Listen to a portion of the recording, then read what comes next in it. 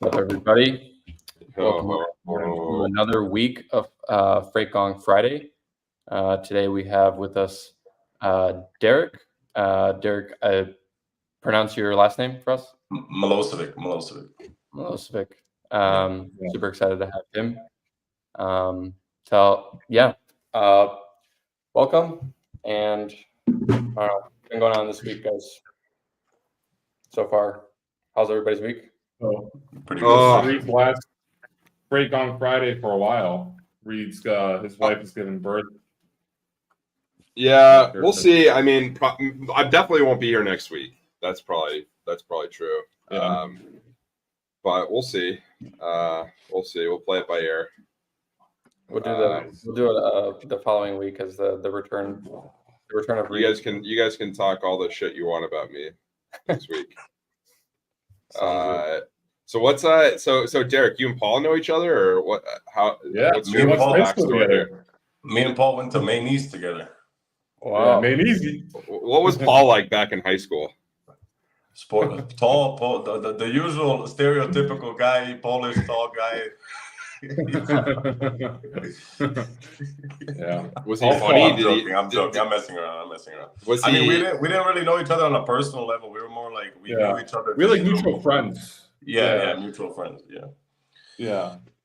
But when did you guys reconnect? What? Sorry. On Twitter, did you guys? It was on Twitter because he was following Freight Caviar. I went on his Twitter page because I think he commented on something. Yeah. And I'm like, dude, this guy looks exactly like someone that went to my high school. And I DM'd him. I'm like, yo, did you go to Maine East? He's like, yeah, I did. I'm like, get out of here. Because, like, you then moved back to Serbia, and then you moved back to Florida, right? Yeah. So Nigel, I mean, you guys probably know Nigel as well from the meme contest and all that stuff. We left Chicago in 2010. Then we went to Serbia, and then we lived in Serbia for like 13 years. Wait, and then now, your brothers with Nigel? He's in Serbia. No, are you brothers with them? Yeah. That's my birth brother. Oh shit! Damn, I just realized that now. Yeah, and so we moved to Serbia in 2010, and my dad was in trucking and my mom was in trucking. My mom was a safety since like the 90s. My dad was a trucker in the 90s, back when it was like containers, not dry vans. So then a position opened up in Serbia, those outsourcing jobs and all that stuff. So I started with the accounting and safety, and then I transitioned into sales dispatch. And then when I moved here back to Florida, I entered the fleet management, like one-on-one with the drivers and the equipment. And then after seeing all aspects of the industry, I just opened up my own company. How long ago was that? I left the company that I was with in January.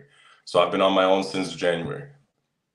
Okay. But we ended up purchasing an MC that was older, so we didn't have to go through those patches of how they say the waiting. Elon Musk said it best. He said you have to buy companies and build them, not create your own, because you're just going to waste too much time on that starting process. I mean, you basically a lot of brokers won't work with you until you have like a year's authority, basically. That as well, but yeah. So that's all those growing pains, starting with the industry. It's just better, especially when you have a name like Context will work with me whether I have 5 trucks or 50 trucks, because they know me and they know the drivers that I give them are reliable. So they just want to make sure that everything is good to go so they can set me up. That's another thing though. I saw a lot of people complaining about Highway. Highway helps us out like crazy because they're literally showing us that we're legit. You know what I mean? So all the carriers that are complaining on Highway, I can tell you, man, I'm really happy that people are switching to Highway because it's easy. If anything, it just like the compliant folks, it helps. I mean, it helps them a lot. Like, why would it hurt them? Yeah. I mean, you know how this trucking business is. Every little mini gray area, they might red flag it right away. So, but us, like everything is like black and white on paper. The sales, everything that we did to acquire the company, everything's like 100% straight. So then when people set up through Highway, they set us up right away. So it's not a problem. Yeah.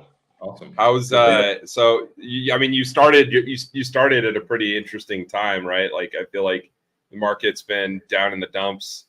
Like, how's it been How's it been since you started? So yeah, so I was there for the 2017 boom market, the 2021 boom market, and all in between, all the bad markets, right?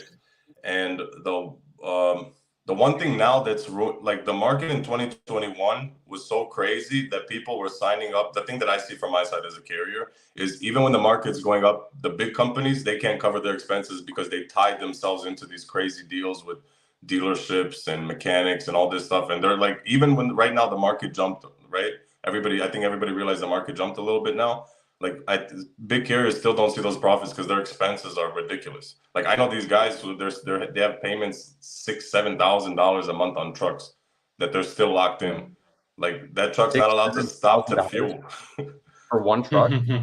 Yeah, for one truck, man. 2021 was ridiculous. People were just signing anything just to get trucks.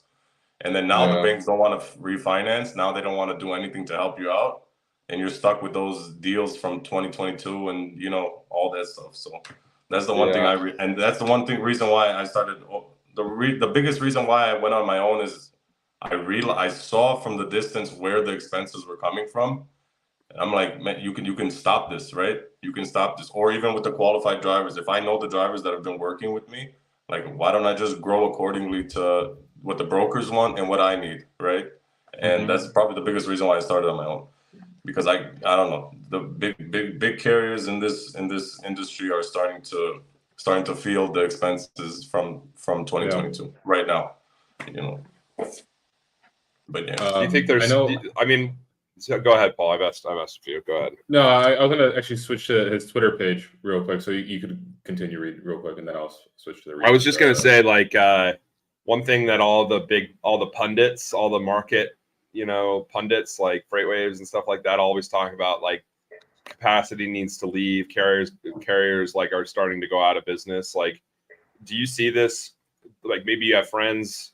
Like, maybe you just hear stuff. Like, do you see that happening right now? Like, do you see a lot of people closing up shop? I see a lot of liquidation sales on trucks. So, you know, a lot of people can get good deals if you run into the right situation where like what we did with opening up our company. We knew that a time was going to come where expenses are getting too high and someone's just going to be like, take my MC, take everything. I don't want to be in this business anymore, which is like, that happens every cycle, right, in trucking. So our plan 2 years ago was, let's wait it out. I'm still working here. We're fine. Wait for somebody to. I mean, I know it sounds bad, but everybody's let's say every black swan has an opportunity, right? So we waited, and then we ended up just going all in on opening it up with better deals than you know, most of these companies that have 30, 40, 50, 100 trucks. They all have crazy, ridiculous deals that they can't really sustain, you know. So then we ended up going on the flip side where we waited it out, ended up entering at the right moment for really low costs, you know. And I'm talking to buddies, they're all saying like, what's this? Pride? I think Pride is they're selling trucks now like completely underpriced because they're going under the boat. You know, brokerages are selling, they're doing these like partnership deals because basically they can't sustain the market. But yeah, it's from all, and like I said, my perspective is, it doesn't matter about the market, it doesn't matter about driver shortage, it's all about expenses. Everybody's tied up to these expenses. Everybody's tied up to these trucks that were literally like, even the truck qualities in 2021 were bad because the high demand for trucks was ridiculous. So all these trucking dealerships, they were just blowing out trucks just to make the money.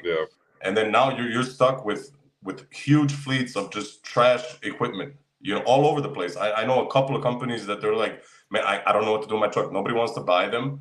I can't fix it. They can't even stay 3 weeks on the road, you know. So when I saw that from that aspect, I was like, okay, we got to do something different here.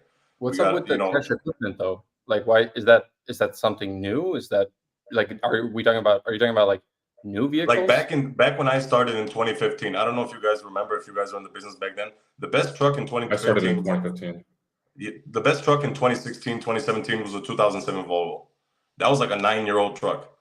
Now, like a truck that's 2 years older, that's going through all these unprofessional drivers, when they bring it back to you, it's falling apart. You can't even get it back on the road. It's not even profitable, but your payments are still going, right? So you're like, a downtime for, let's say you have 500 trucks. Let's say 50 of your trucks are downtime. That's thousands and thousands of dollars that you're losing weekly just because they're sitting. You know what I mean? Yeah.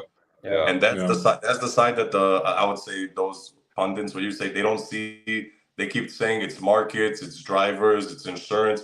Man, a lot of these carriers are going under, or these brokers are going under because of their equipment, you know. Yeah. And I honestly, like from the fleet side, after seeing, like, working with mechanics, working with drivers, working with recruiting companies, I realized that most of the money goes through maintenance. And now having started on my own, I realized that maintenance is ridiculous. It's really ridiculous. I have a feeling that might have something to do with just the new wave of drivers maybe coming in. And based on, I started operating around end of 2016, early 2017. And I think basically from what I remember being told was that a lot of the guys that, started trucking in the very, very late 90s or early 2000s, a lot of these guys, this ended up being like a career for them, very long-term career for them. And that's not as popular, I think, now anymore. And those guys basically learned to take care more of their trucks, their equipment. They were not only drivers, but they essentially were also mechanics. Like, you'd come across. I agree. I 100% agree. You have a lot of recruiting companies that sell the idea they can fill up 100 sitting trucks in a week. Yeah. And then people, if you're stuck with payments, you're not gonna just bat away that deal, right? You're gonna look at it. You're gonna analyze. You're gonna be, okay, hold on, wait. Somebody can fill up my. But then they end up bringing these drivers that don't take care of the truck. They look on paper like they're professional, but like once you see them personally, you realize that, like I said, from the fleet side, I saw people return trucks. Like, I would give them a 2025 basic brand new truck, and he returns it, alignments off. He's been driving on 2 flat tires for 2 weeks. I'm just like, man, like, you're looking at a truck that's worth $200,000, right? And the guy's not taking care of it.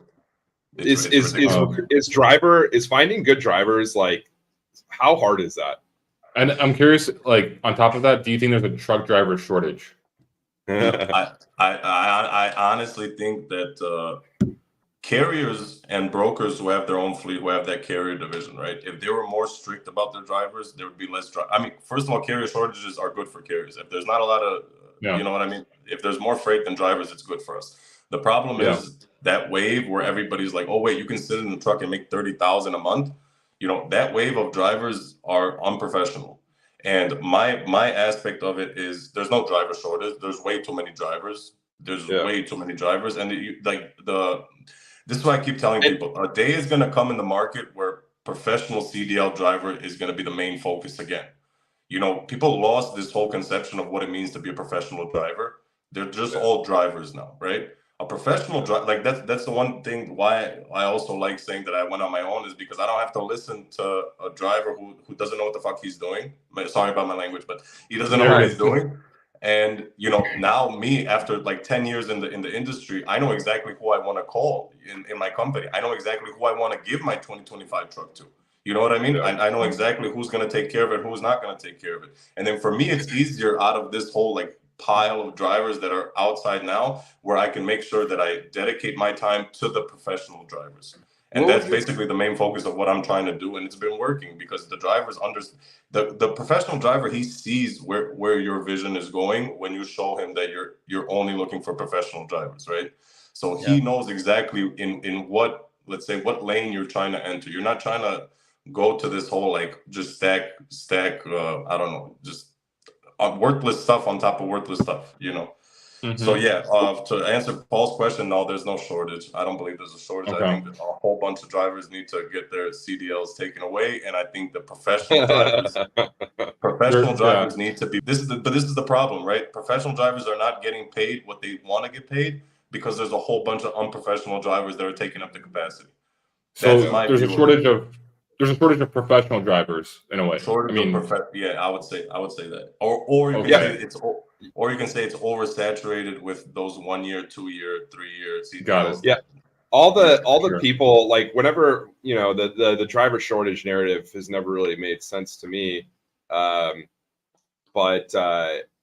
because everyone just kind of points out, like, hey, there's like 9 million CDL holders or something like that, and that's kind of like the metric people use to show that there really isn't a shortage of bodies to sit in seats. Like, there's more bodies than there are seats. I agree. I agree. What do you guys Yeah. think is the difference between 20 years ago and now in terms of like, you know, what um why we I would argue that we probably come across fewer, you know, top drivers, like quality drivers. I guess that's really when it boils down to a shortage. It always in my mind, it was never a head count issue because you can put out, you know, bonuses, like sign-on bonuses. You can basically recruit. You know, it's not a problem of recruitment. I've been on that side though. Like you'll get a guy that's on paper that looks good, and then he gets and sits in your truck. He doesn't know how to turn off the kill switch. He doesn't know what a kill switch is. He doesn't know that his truck is pulling to the right. Can you imagine? Like, you get what I'm saying? Like, you have these people that are good on paper, but then when you get them in person, like I did orientation for my old job. So I would go through orientation about 5 to 15 drivers a day. Every single day, 5 to 15 drivers. In my mind, out of those 15, I'd probably hire one. Yeah. But when you work in, like, let's say you would call it a corporate kit, right? Somebody that's over 500, that's more of a corporation. That's not a small carrier anymore. These people, they have expense, and this is why I keep saying it all ties back down to expenses. If your truck can't sit enough until you find the correct driver for the right truck, you're gonna get mistakes. You're gonna run into those hurdles, you're gonna get into these traps where let's just fill up the trucks. I can't take the minus anymore.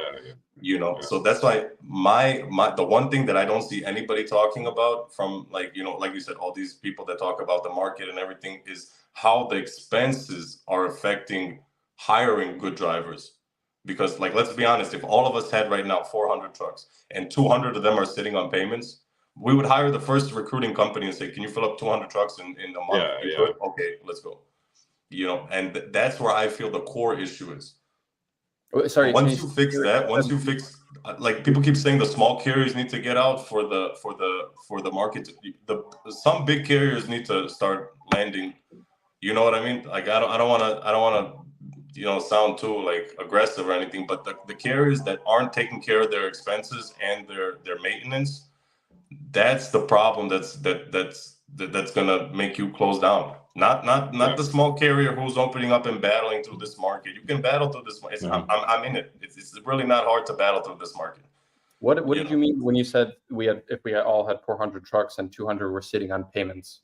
I'm saying that I wouldn't blame the carriers for hiring these recruiting companies or going through these recruiting processes, hiring bad drivers, because if we were in that same situation, it's not an easy no to say, no, I don't want your recruiting specialties. Yeah, right? If you've got 200 trucks to fill and they're all, a couple $1,000 a month in payments, like, you have a strong incentive, or I could totally see why you would want. And you're looking at, okay, shoot, how am I going to hire 200 people? It's like, that's a lot of people to hire, right? At a certain point, there, there's always carriers that are on that kind of, like, constant hiring. Like, the big carriers are recruiting 24/7. You know what I mean? Like, they have to keep their pipeline of drivers going one way or another, because there just naturally is a lot of turnover, right? Yeah. Like, just naturally, like, in these sorts of roles, there is. Real quick, sorry. When I was in Serbia, I visited Super Ego, and they have literally 20 recruiters that work full time for the company, and they have a TV screen showing how many drivers they recruited every day, and whoever, like, gets the most one day wins, like, a bonus, because they have drivers just leaving their trucks and trailers on the side of the roads every week. Like, you get like 10 drivers just leave the trucks on the side of the road and just leave. And they can go fill those trucks. They fly out the new drivers to pick up the truck on the side of the road and drive it back. It was kind of wild. I've never seen anything. Those are extra expenses, right? In the company that I was with when I worked fleet, so at fleet it's different. So if you have more recruiting drivers, you're doing a bad job because you're not keeping the drivers in the truck, right? The one thing that I did, I was on cents per mile. I was talking with the tatted recruiter and his buddy, and I was telling them, like, for me, what I tried to do, and the reason why I guess my results were, like, off the charts, was because when I got those drivers that came in, I realized that I can't change recruiting. I realized that I can't change the business model because everybody's stuck in the same hole, right? So then what I started doing is I started daily coaching the drivers that would come into my division. and then I would see if I could take, because I remember back in my day, like, there was drivers that had 2 years experience that didn't know what they were doing, but by the year 5 they started catching on because you would have those constant phone calls. And that's the one thing that I also think this AI conversation, I don't know if you guys want to get into that or not, but it's if you implement the AI between the carrier and the driver, you're gonna make, like, it's gonna be a mess, because the drivers rely on that one-on-one conversation with their managers, with their dispatchers, and the dispatcher as well. If you don't know how your driver breathes, how are you gonna dispatch him? You can't just take a load off that and say it's paying this much, give it to him. Like, maybe he can do overnight, maybe he can't. You have to have that one-on-one bond with the driver. What And of what do you think about like from a training perspective, right? Like, obviously at the end of the day, if we had dad of two roadside here say, retain and not recruiting, right? So you're coaching your drivers, right? Yeah. How how big of a difference does that actually make, and how do you actually go about coaching them? I mean, like I said, like, out of 40 drivers, if 10 become better, that's fine. You know what I mean? Like, if usually out of 40, none of them become good, right? So if you can get 10 people to start thinking in the future of how to protect their CDL and how to protect their business, that's a win for me, right? Like, I had this one driver, I always tell this story everywhere. He was homeless, right? So he lived in the truck and he was on a lease to purchase deal. And I told him, I said, listen, we're going to work together. You're going to pay off this truck and you're going to be an owner operator and you're going to turn your life around. And I kept telling this guy, I literally put it in his mind every day. I called it, not every day, but like 2 times a week before his statement and in the beginning of the week to get him riled up. I'm like, you're going to pay off this truck. You're going to change your life around. And I'm like, listen, do this. Come on. Answer the phone when the dispatcher calls you. All this stuff. Hey, do you have a check engine? Go right away. Call maintenance. We have a maintenance team. I coached this guy how to take care of his equipment and how to make sure his checks started bouncing like 20-30% more on the gross side, just by being a more accountable driver. And to this day now, he paid off all his debt. He still has payments on the truck, but he's debt free. I mean, like, negatives, like, he doesn't have negatives that he owes. He just has the payments on the trucks. Before, he had negatives, maintenance, all this stuff, plus the truck payments. Now he's left with like a small truck payment and he's almost done paying that off. And he calls me still to this day. I don't work with him. And he's like, man, you changed the way I looked at the business. That's the problem, where a lot of these people, they ended up getting these CDLs, sit down, drive, make money, and then, they don't even care about the truck, So what I tried to do is what I did, what was in my power. My power was to call the people that I'm working with and see if I can change their performance. If you can't, you got to let them go. Like, I'm fine with if it's a high turnover rate of bad drive, I'm fine with it. If I have an 80% ratio of like going in and out, I'm fine with that. If they're bad drivers, but if they're good drivers, I don't want one to leave. You know what I mean? Derek, do you use any information from the trucks themselves, like to, like, when there's a check engine light, like maybe to so that maintenance knows like right away, like and the driver doesn't even maybe have to call, for example? Like, is there what's the state of tools or some form of you have these. Yeah, you have these GPS systems that can read the check engines on the trucks and everything. All that's fine, but like sometimes you'll get a check engine that doesn't affect the performance. So there's no reason, like, it's just maybe just the driver has to know there's something wrong. You have to know when you're sitting in the truck if it's good or bad. We can automate it as much as you want. Like, it's the moment's gonna come where the driver has to feel if the truck needs to go to a repair shop or not. You know what I mean? And that's another reason. That's another thing where we're straying away from. I used to have drivers that were like, they looked at their trucks like it was their partner. You know what I mean? Like, oh, my baby's not working today, I gotta take her to the shop. And I love working with those drivers because I know that I can put them in any situation on the carrier side, pick up, delivery, and I know that they're gonna get through the situation. But then now you have a guy who doesn't even know what he's doing, and he's driving. There's 4 check engines, lights coming on, codes are popping up everywhere, and he's like, no, truck's working fine, everything's okay. It's like, what? So I mean, it helps, but at the end of the day, the driver needs to know you can't have a truck driver who's trying to drive Uber over the road. You can't. What is it? So I've driven. I used to have a CDL, and I know what you mean by, like, you have to feel it. There are certain things that you can feel, like, for example, if your tire is flat, or It's harder definitely to know like if a trailer tire's flat, I guess, unless you like see it. But I guess when it comes to the feeling itself, I mean, it matters. It's a matter of like what vibration or something doesn't sound right. Like there's like a different sound that's going on. I remember once I even could hear that I had an air leak in one of my airlines, but that was only when like the truck was just turned off after the compressor started. Like things like that, right? Like what does it really boil down to? Like in terms of feeling, what are the things you should be looking You out have for? to know you have to know your. I have this one guy. He's been with me for 9 years. I dispatched him when he was a guy who ran cents. He drove cents per mile. Then he became a 50-50 driver, lease to purchase, owner operator. I'm with him for 9-10 years. This guy brings his own toolbox in any truck that I put him in. And literally overnight, I don't have phone calls from maintenance. I don't have phone calls from the broker. Why is he broken down? I get a text message from him. Hey, listen, I had an air leak, but don't worry. I went to the truck stop. I fixed it by myself. I'm on my way. That helps the carrier, dispatchers, the brokers. The brokers. This is what I'm telling you. When brokers want to work with me because they know who I am, they don't care if I have 10 trucks or 50 trucks. They know that I'm putting that driver on his load, and they know that truck is going to deliver the load no matter what. Worst case scenario, if something, God forbid, really bad happens and he can't make it, the driver. And another thing is, our drivers have contact with the brokers as well. I know brokers don't like it, but I always tell the driver, listen, if something goes overnight, because now we're a smaller company, I don't have a 24/7 maintenance to call. I tell them, call the broker, tell them what's going on. And these drivers know exactly what they're doing, and I have no sweat.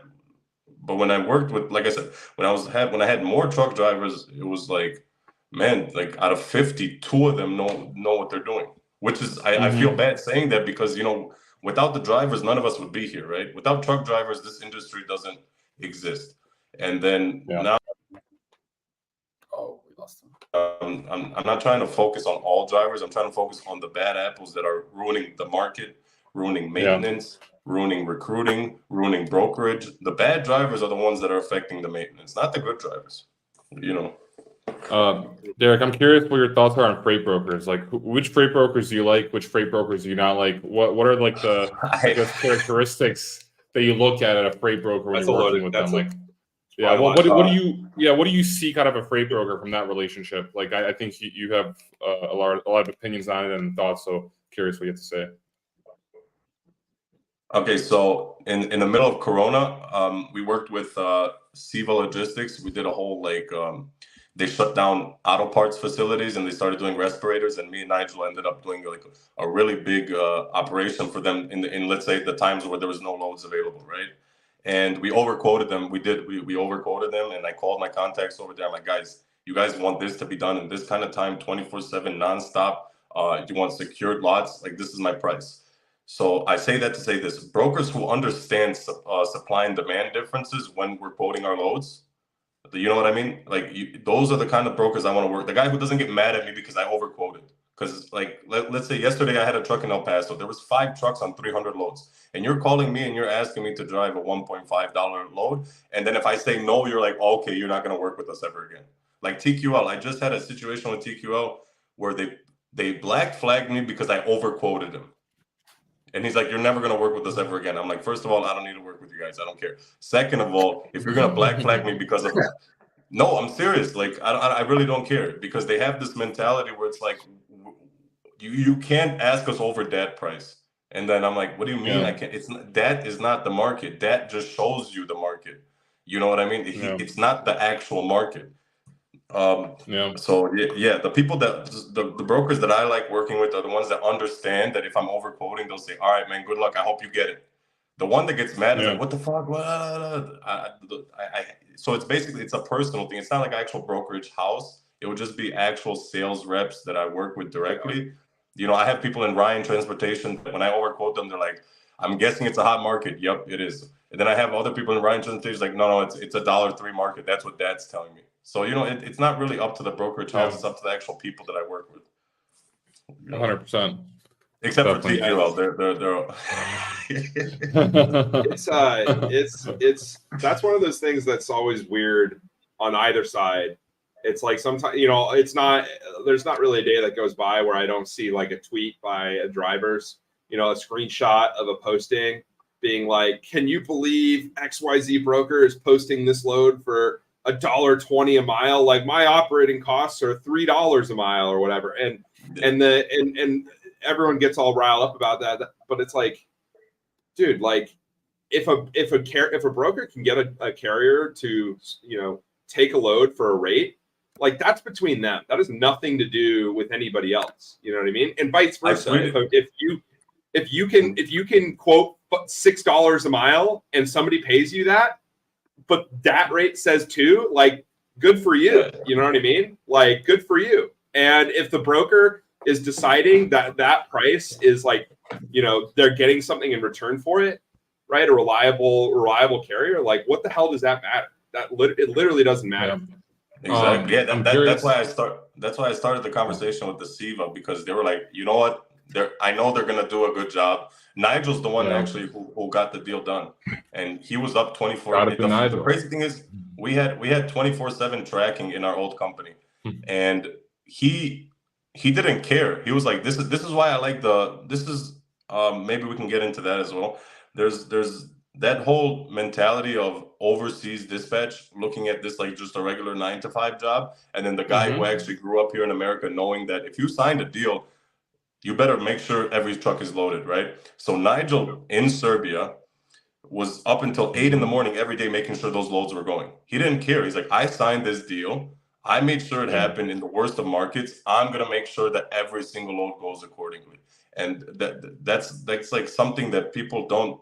I think I heard you guys had that Alex guy on, and he was saying that the relaxation over there, that mentality they have over there, is different than what he had growing up here in the freight business, and it's 100% true. Yeah. It's 100% true. Like over here, when you're a sales dispatcher or brokerage, you feel like you're on Wall Street, right? You feel like you're going through that every single day. Over there, it's like some people have it, but most of them are like it's like they're working at like a Target or something. You know what I mean? There is something to say about the Slavic mindset out in Europe, and it's very different. It seems like all the people that have that like that Wall Street mindset, you know, like they've left Europe and they all came here to the States. So I mean, I managed 100 people. I managed a lot of 100 people. Yeah. So I'm just going to say real quick, I managed 100 people in Ukraine, and honestly, some of them were like the hardest working people I know. So it's like honestly like harder working than I know anyone in the States. So like it's honestly, it really depends. There are some that like take it, you know, maybe treat it like a Target job, maybe in a way. And you're right, you're 100% agree with you. But there are some that like go in there and they're hungry, you know, they want to make those commissions. They like, yeah. But my first job, what I did was so the trucking industry in 2015 was like, let's say it's like the pioneer movement of finding sales dispatchers in Europe, right? And when me and Nigel, we were in that first company together. So we transferred companies together. We had same drivers, same dispatch. We always moved as a group because, you know, it was a brand. The Derek and Nigel dispatch was a brand at that moment. I love that. You know? And so we started telling the owner of the first company we worked with, we're like, can we stop looking at people who finished logistics and like trucking college, like, you know, those like there's I don't know what it's called in America, but in Serbia it's like saobraćajni fakult. I'm like, can we start looking at the people who finished economics? Can we look at the people who started finishing, you know, all these business? Let's start focusing on finding dispatchers who understand the market. We'll teach them how a truck looks and how many wheels it has. We'll teach them later. Let's find the people that want to, you know, they want to sell. You know what I mean? Be a salesman. Yeah. Oh, sorry. Okay. You're good. But yeah, so then we started. That was a big change for us as well. We started changing the recruiting tactics to find dispatchers that were more sales oriented than they were. Oh, we're losing him. I think he's getting some phone calls. Oh. Or his phone died. I don't know. Hopefully the first back one. in a little bit. This is good. Great convo.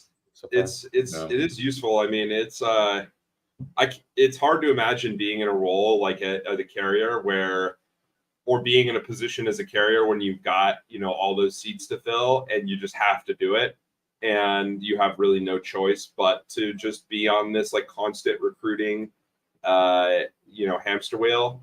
Like that's probably a pretty tough. I mean, all the mega carriers are kind of in that, I think, right? Like they spend a ton of money on recruiting, like a ton. Oh yeah. Like I even heard numbers. I mean, I'm not going to say any of them, but like, I mean, people they're paying a lot of money for driver leads, for recruiting leads, stuff like that. So it's a whole. It's I remember seeing in 2017, 18, like roughly around that time, like sign-on bonuses were like 15 grand for a driver, and I was like, how are they going to break even on this? Like, I don't know. Maybe it didn't seem like right, but that was definitely one of the things that was being used as a part of the whole narrative for the driver shortage, which on the beginning I subscribed very briefly to, because I was kind of like in autonomous trucking space, so it was like in my favor to do that. But then I kind of just was like, okay, no, honestly, this isn't really about a headcount thing. This is about a quality,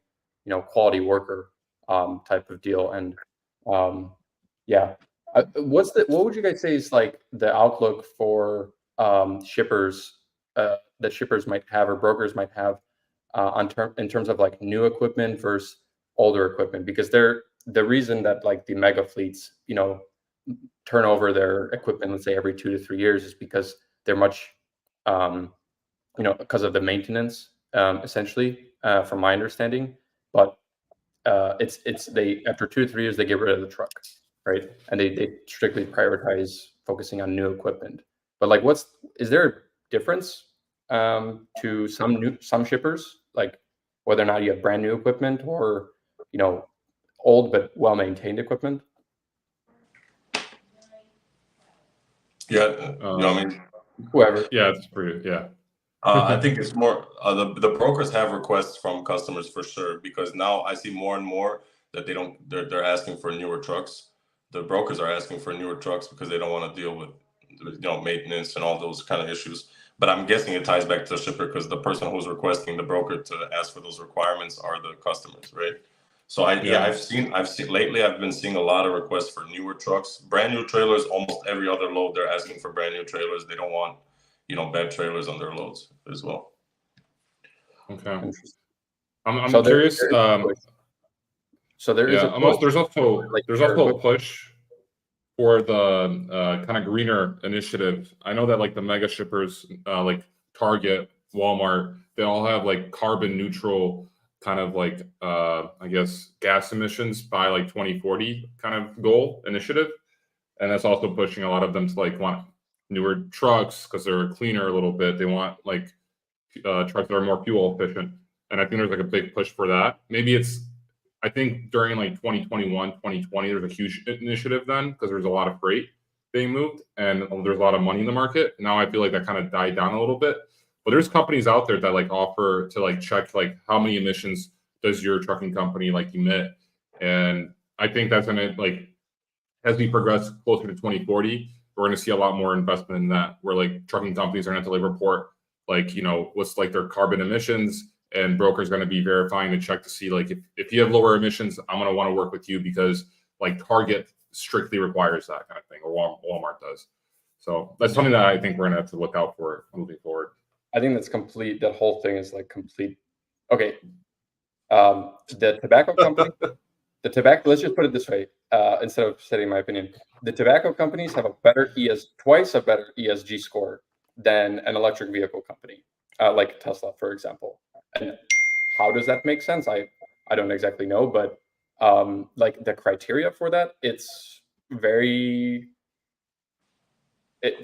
wrong. I don't think that the initiative itself, like to reduce emissions as a concept, is bad. Obviously, we probably want to do that, but the way that it's gone overboard at these corporate board levels, and these corporate initiatives, it's being kind of forced down. I don't know if it's doing really that much good as people actually think. It like that thing needs to get reformed at the very least, for sure. But Paul, I mean, I would agree. Like, I think that concept is going to stay around for a while, or like the ESG thing is going to stay around, maybe even become more relevant. But whether it should or not, I don't know. That's maybe a separate question. Yeah. But see that's the thing. So when we started off by talking about the truck qualities that were coming out in 2021 and 2020, you know, so when you ask for a newer truck, are you really getting a newer truck? You know what I mean? You have 2015 Freightliners that are doing better than 2021 Internationals. You know, and I think everybody can agree that that line of Internationals are just killing everybody right now with maintenance. You know, the 2021, the 2020 Internationals that have been coming out are just they're like I said, from the maintenance side, I was with the shops. I don't know mechanics personally, but I worked with the shop manager who's you know amazing. I worked with you know a lot of workers from Chicago and Florida that work on trucks. They all tell me the same thing. These trucks that came out in 2021, especially from International, because they were giving out the most trucks back then. And I just felt like it was like a conveyor belt kind of like truck giving. They were just like blowing out as many trucks as possible. And everybody now, like literally everybody who has an International now is going through those mechanical pains with them because they can't stay on the road. They can't. Like I have Internationals that can't be on the road for 2 weeks. They got to go back into the shop. So I'm like, should I even keep it on the road? How much it's costing me? You know what I mean? I'm curious. Though, sorry for interrupting you, Dragan, but I'm curious because you said that back in 2015, the best truck that was on the road was a 2007 Volvo. Can you tell me what the best truck right now to have on the road is, and what's the worst? Is it that International? Volvo. Like when you look at the expenses and the fuel efficiency, Volvos are the best. Volvos are okay. Which year would you say is the best right now at the moment? I mean, right now, like I said, I don't like the quality of any of these trucks that have been coming out these past couple of years. Do I know them personally? The trucks, I don't. I just see the performance on the paper. Sure. On paper, Internationals are good until they hit 200,000 miles. Once they hit 200,000 miles, they fall apart. Freightliners are like the medium money makers, where they don't cost crazy, but they get the job done, right? Volvo is more like Volvo and Peterbilts are high class, right? So it's like the expenses are high, but the market is not. You're not making enough money to let's say, maintain a brand new Peterbilt, right? So I would say Freightliners is the perfect medium where it's reliable and the costs aren't as crazy as Peterbilts or as the Volvos. But if you actually let's be honest, everybody knows Volvos are the best trucks. Like they're the best truck in America. I mean, when you're looking at these now for the year wise, 2017, I have 2017, 2018 Freightliners that are still going strong, that are still going good, right? And it's 2024. Right now, the trucks that are coming out are 2025. So the 2016, 2017. I got a question from Boyan. Yeah. We got a question from Bojan. Boyan. Hey, Dragan Boss, what's your approach for maintenance over the road service? Particularly, how are you resolving an issue around 7 p.m. or 3 a.m. mechanical? Let's say tires blow out or something. So at the bigger company, you have 24/7 maintenance, right?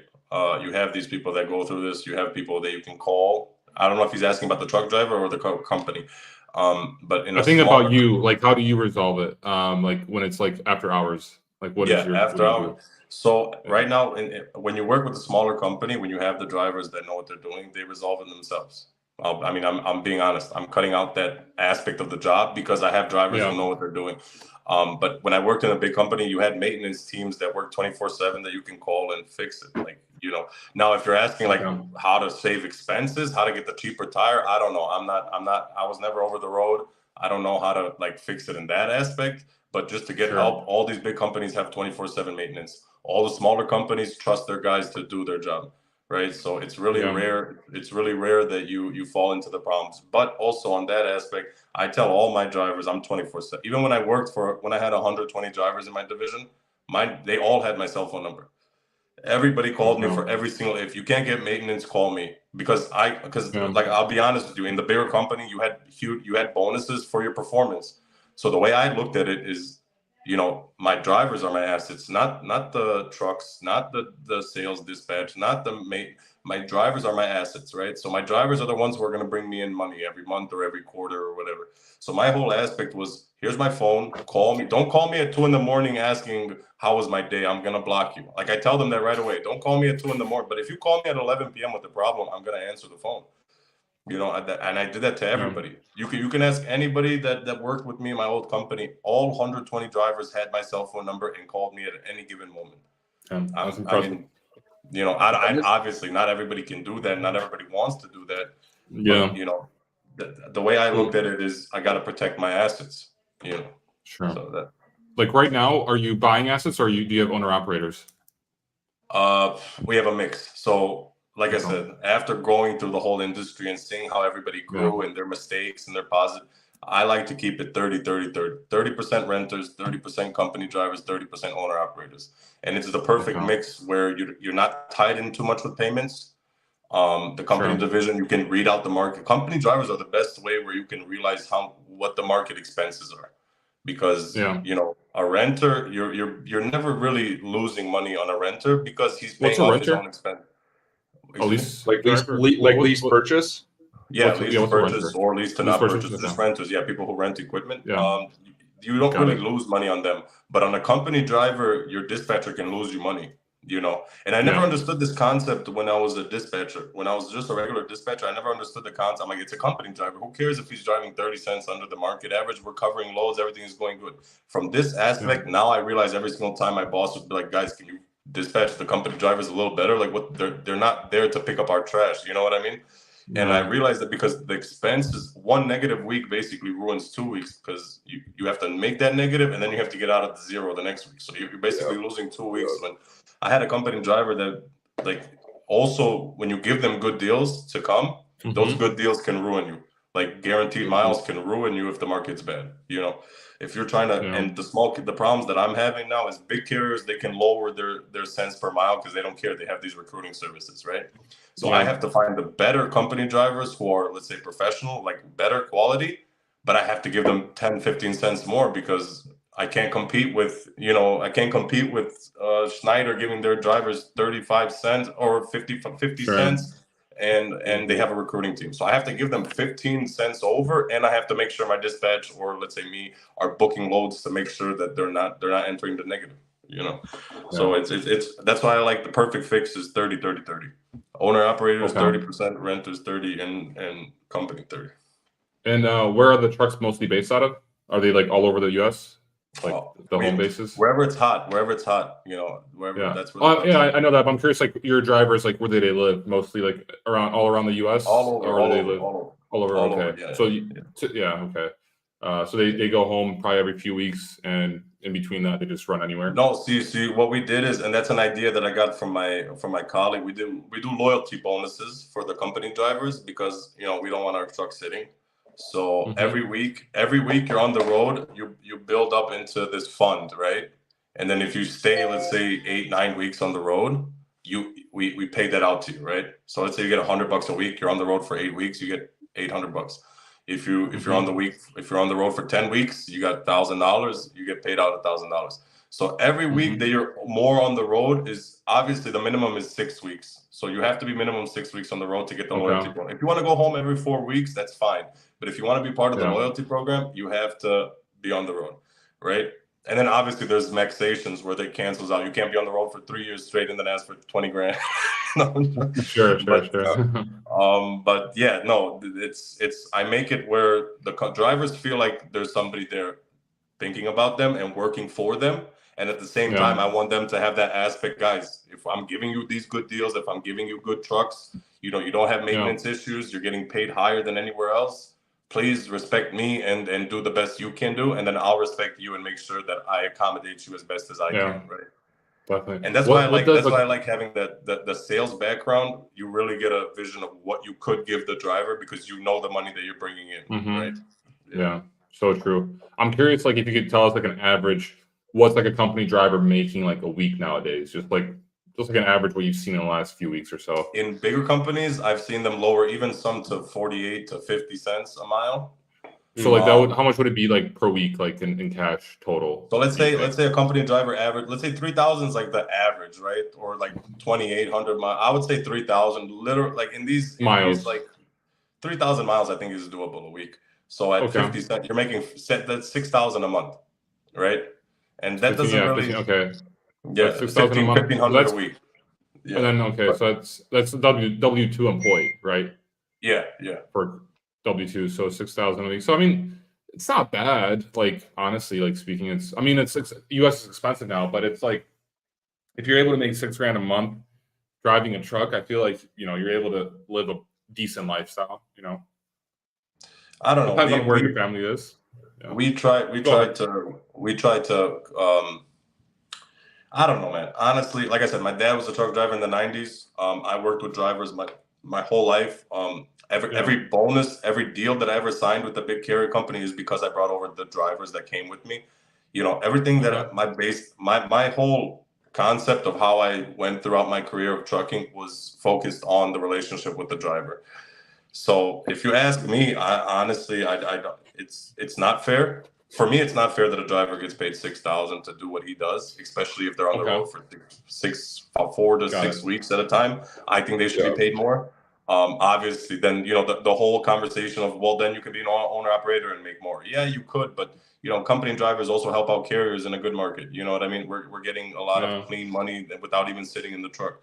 So I honestly, that's another thing though. When you go to this whole excessiveness of drivers that aren't professional, right? Then you enter this realm of where you don't even need great dispatchers because you're dispatching okay drivers who don't really care how much they're making, right? So then now you're coming into this combination where the dispatchers and the drivers' quality have dropped dramatically in the past 4 years because nobody cares anymore, right? This guy is okay with making 5,000-6,000 gross a week because he doesn't know what it means to make 10,000, and the dispatcher never made 10,000 a week, so he doesn't know what it means to make. You know what I mean? And then now you're getting to this area where it's like companies are instead of trying to find better dispatchers or better drivers, they're just piling trucks on top and trying to cut expenses.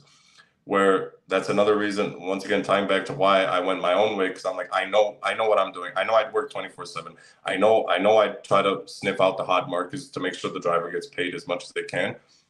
You know what I mean? And then I'm growing accordingly. Yeah. I'm not going to call the guy who doesn't know what he's doing. I'm going to call the driver that's been with me for 10 years. And now we're creating this team where it's like, the dispatchers, same mindset as me. They'll ride and grind all day, 24/7. The drivers, the only time I have to call them is if something bad happened. Like, I don't have to call them, hey, did you pick up? Did you do this? Did you do? They all send the PODs right away. They're all on time. They all send me messages, updates. The only questions I have is like, hey, when I have on home time, where should I park the truck? That's like the only kind of questions I have with drivers. I talk more with them on a personal level than I do about business. Because it's just a well-oiled machine at this point. Yeah, I feel like that's so important, like the relationship aspect. And we obviously in the broker side always talk about relationships with shippers, but like for trucking companies and dispatchers, it's with the drivers. I'm kind of just curious because you said that you had a truck in El Paso yesterday. There was like 5 trucks and 300 loads. Can you tell us how many dollars amount you got a load out of El Paso for yesterday?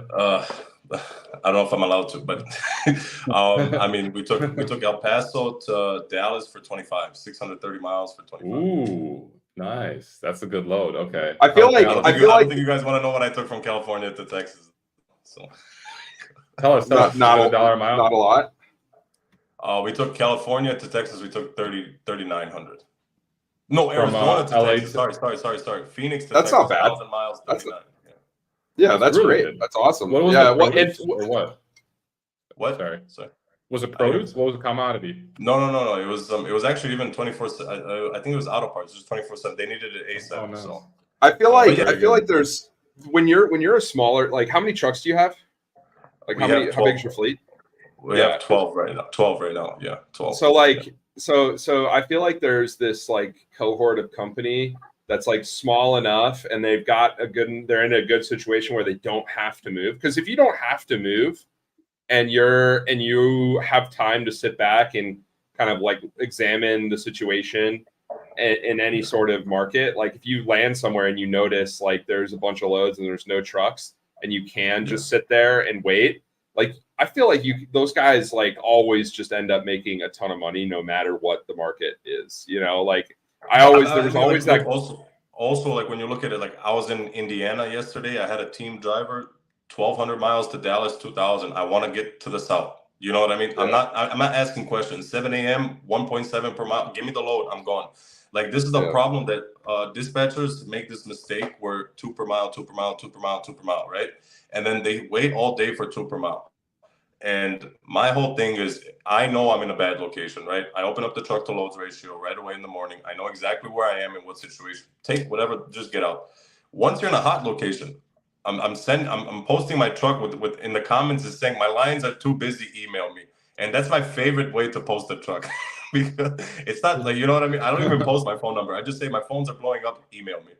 And that this is the problem. This is the problem that I have with brokers. This is what I have the problem with brokers. Brokers are fine with paying 1.5 in the morning, right? Out of a bad location. But then when you post that kind of post, they'll get mad at you just for posting that kind of post. Like we're not kids here, you know. All right, I gotta follow you. I just started growing. I mean, I do a lot of personal content as well that's outside of trucking. Yeah, on Instagram. So, yeah. So I mean, it's to each his own. To each his own. How if people, a lot of people unfollowed me after seeing all my personal content, but I don't care, man. I speak here it is. My truth, I guess. Yeah, and that's pretty much it. I just followed you. Yeah, no, that's cool. I mean, this is good perspective. Like we haven't really had a whole lot of the fleet perspective on here, the small fleet perspective. So I think it's interesting. It's interesting to hear the perspective. Yeah. And also like the thing coming here after seeing everything over there and then seeing how so you basically, I started out, like I said, accounting and safety. So I started out with the drug and alcohol test, the 10 streets and all that stuff. Then I transitioned into the accounting where I saw how much drivers lose on expenses, you know, what it means to have a lot of expenses, be in debt as a driver or be in debt as a company trying to pay their expenses off. And then I entered the sales district where I realized that's the thing that helped me out in sales the most was I knew exactly how much tolls I was going to waste before I even had these like apps that would show you. Back in 2015, Indiana Alex Bates, you know, so I had the background of how much expenses actually went into per load before all these apps came out. So when I entered dispatch in 2016, 2017, like I was just like I didn't have no days of training, nothing. I mean, Nigel's my brother, obviously, so that's a big training. But other than that, I was just like I was thrown into the fire. I got 10 trucks right away to dispatch, and I just started going at it because I understood the business so well from the safety and accounting side, and then I had that urge where I wanted to sell and make money, you know. And then fleet side was like, and also, which is crazy. It's weird how life works because when I entered the fleet side, now I know the expenses. I know what it means to run into a bad dispatcher, a bad driver. I know what it means for you know what? I saw everything. So when the driver calls me with a problem, I'm not going to start saying, I'm not going to call a dispatcher and start yelling at him like, blah, blah, blah, what's this? I sit down, I gather all the information because I know a driver might be lying. Or if a dispatcher is complaining about a driver, hold on, let me call you know what I mean? After going through all those phases, when I got to the fleet management side where I saw how things work behind the curtains, my experiences from accounting and dispatch helped me solve all my fleet problems. I didn't have any training in fleet. I didn't have any training in dispatch. I was literally thrown into the fire in both positions. Mm-hmm. Yeah, that's how you learn. That's how you learn. Yeah. Cool. Yeah. All right, guys. Gotta wrap it up. Dragan, thanks for coming on. This is great. Yeah, thanks, bro. Great. Thank you, guys. Thanks so much for coming on. Sorry if I was blabbing a little too much, but no, dude, it's awesome. Good. It's good. We really enjoyed that. That's good. Good stuff. All right, you guys everybody. have a great day. That's gonna be a wrap up You for too. this week. Yeah. We'll see you next week. Reed won't be here. Good luck, Reed, with the new kid on hopefully Monday. Maybe we'll see. But we'll see you next week. All right, later, guys. Gong. Let's hit the gong real quick before we leave because we haven't hit the gong in a while. Yeah. All right, see you guys.